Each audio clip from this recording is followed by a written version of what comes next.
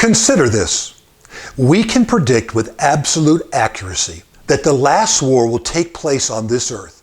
It will happen at the end of the 1,000-year reign of Christ that we talked about on a previous video.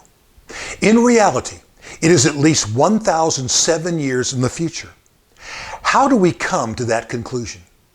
Well, if the rapture of the true church were to happen today, there would be then 7 years of tribulation on the earth. And afterwards, Christ reigns here for 1,000 years. The Battle of Waterloo was fought 12 miles from Brussels on June 18, 1815. It pitted the 72,000-man army of Napoleon against the 68,000 German and Dutch troops of the Duke of Wellington and a 90,000-man Prussian army of Gerhard Blucher. Of course, history records that Napoleon lost that war. Today, we often refer to someone's downfall or demise as their Waterloo, that which brought them down in defeat. The same will hold true for the devil in the final world battle. He will go down in flames, no pun intended. Now let's look at earth's final battle in our text. Revelation 20, verses 7 to 10 reads this way.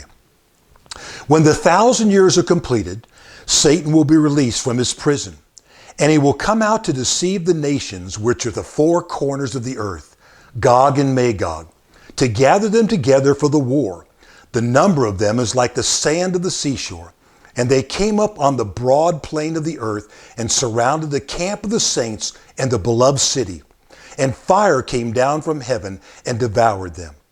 And the devil who deceived them was thrown into the lake of fire and brimstone, where the beast and the false prophet are also. And they will be tormented day and night forever and ever. In verse 7, we see the guilty freed. After the millennial reign of Christ on earth, Satan is loosed. He's been bound for 1,000 years, and the earth has experienced peace during that time because he was absent. How wonderful it had been not having the wicked one around. Keep in mind, though, people who become Christians during the millennial have never experienced the tricks of the devil.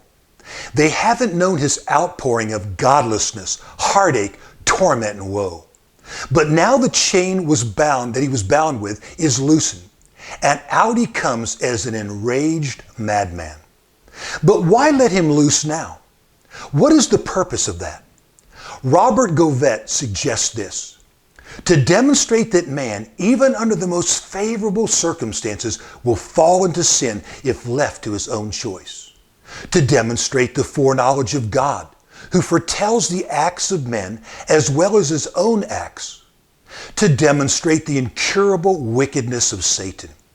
To justify eternal punishment. To show the unchanged character of wicked people, even under divine jurisdiction for a long period of time. Keep in mind, there'll be two groups of people who populate the 1,000-year reign of Christ. Premillennial Christians who have been transformed with a new heavenly body, and those people who have entered the millennial kingdom in an earthly body. The loosing of Satan will prove that man can for nevermore use the excuse that his environment is to blame for his actions and behavior.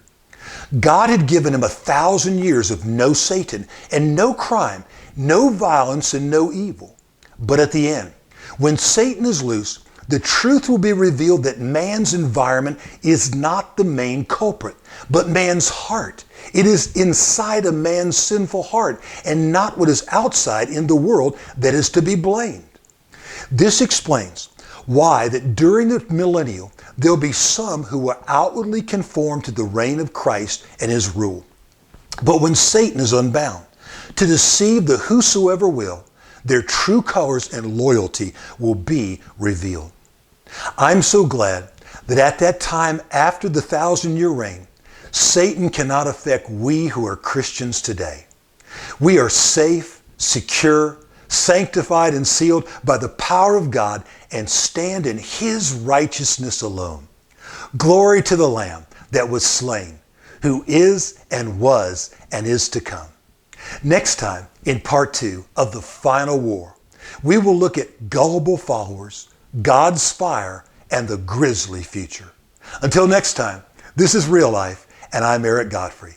Grace and peace to you.